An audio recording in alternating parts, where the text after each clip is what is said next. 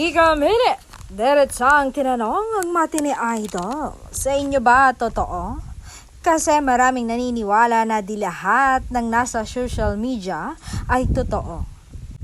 Yung akala mo sana all fake naman pala sa real life. Kayo ni Belle, totoo ba? Yan ang hirit ng Marites kay Donnie Pangilinan.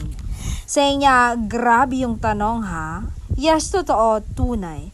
But we keep it private, but not a secret. Wala namang masama kung hindi alam ng lahat ng tao na may relasyon kami. Kasi sa relasyon, kayong dalawa lang yung nagmamatter, hindi ba? Kayo lang yung nagmamahalan.